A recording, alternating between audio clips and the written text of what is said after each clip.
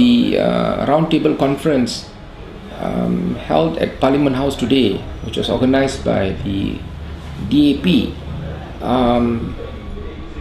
we have in our press conference on Sunday, even on 6th of June, we had asked why the opposition parties who have 76 members of parliament, 76 opposition members of parliament, why have they not moved an emergency motion on such an important national education policy like 13A students being denied JPA scholarships, and in particular the Indian students being denied Petronas scholarships, Tenaga scholarships, Khazanah national scholarships,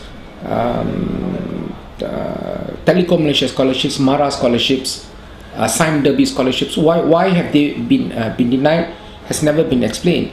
And this issue of scholarships, educational institutions, matriculation places is very clearly stipulated in Article 12 of the Federal Constitution, which says that in any educational institution receiving government aid, there shall be no discrimination. The Constitution, the law is very, very clear. But in the last 40 years, since 1970, UMNO has not been following the Constitution. Education has become race-based. It is not on needs-based, or it is not on merits-based.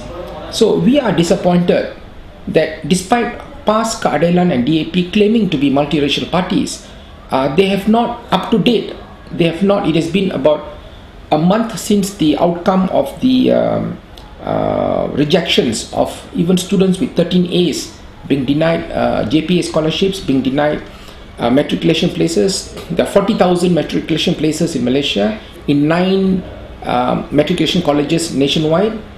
They are denied at university places, but the 76 opposition MPs, no one has ever filed an emergency motion as of date. Indian opposition MPs, there are 11 Indian opposition MPs in Parliament. When the victims are Indians, none of them has moved an emergency motion in Parliament to debate this very, very serious issue. And we recall only 2 months back when a DAP senator, within days of Aminul Rashid's killing by the Malaysian police, he rightly filed, this senator rightly filed an emergency motion to discuss Aminul Rashid's, I would say, killing at the hands of the police. But on the same strength, all three, DAP, PAS and Keadilan, did not or had not done so. This only shows that in reality, while they all claim to be multiracial, in reality they are not multiracial. To me, there's no history of UMNO or PAS or Keadilan having had a roundtable conference. The latest, for example, the issue on Gaza. When Gaza, it warranted a special motion, yes. There's no history of UMNO or PAS or Keadilan having had a roundtable conference. The latest, for example, the issue on Gaza. When Gaza, it warranted a special motion, yes. UMNO, PAS, Keadilan did not waste time having a roundtable conference. They proceeded straight with a motion. Which was not done by the senior leaders or the topmost leaders of the topmost and multiracial leaders of PAS, Keadilan and DAP. While they claim to be multiracial, in reality they are not showing themselves to be multiracial. Our annual report that we presented to Pravasi Bharatiya Divas in 2008, we had stated in page V1, on page V1, the case of Remavati, the 6th best student in Malaysia who scored 13 A's in SPM O levels, was denied a PhD scholarship. And only one medical seat was made available at University of Malaya against a 2 million Indian population in Malaysia. That was in 2004. And only one overseas government PhD scholarship was awarded to do medicine for the 2 million Indians in Malaysia. 13A students being denied a scholarship only goes to show that Malaysia is about the most racist country in the world. Of course, nobody wants to speak about it. Nobody speaks about it. But we have to be seen to be speaking the truth. Okay, since 1970,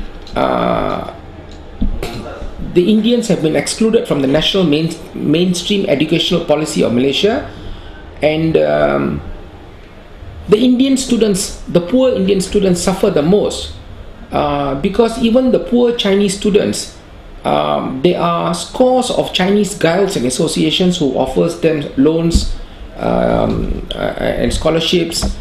The powerful Chinese economic community and the Chinese business community, the corporations, the banking sector offers loans, scholarships. College Tunggal Praman has got $1 billion allocations for scholarships, for loans, for study loans.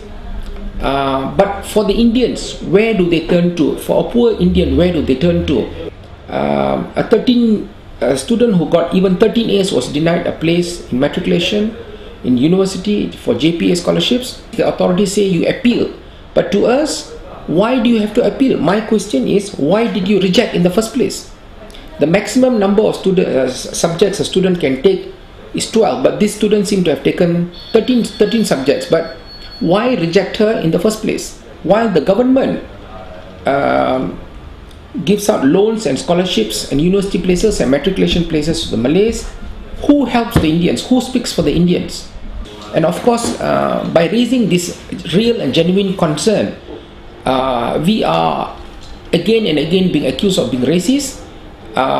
For raising racism, for crying out racism, we in turn are being branded as racist. I think this is most unfair.